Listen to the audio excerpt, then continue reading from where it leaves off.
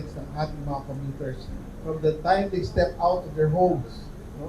Sana alam na nila kung anong oras sila sasakay para hindi na sila matagal maghintay and what time will they arrive in their place of destination. Lahat po to efficiency driven. Alam niyo, sa Tugang Gov, pinaplano pa lang namin sa Metro Manila to eh. Nakakaya na but we're proud that dito nagsisimula sa Cebu. Although not intended, but most of our pilot plans are always starting in Cebu. Para po nagkamali. Yeah.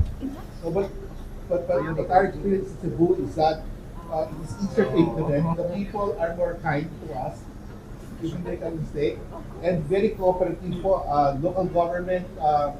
Local government cooperation with national government, I guess, is the key to the success of any road transport planning. Without which, mahirap po ma-implement. And we're very happy with our relationship with the province and with the local government units of the province. Maraming pong salamat sa inyo lahat.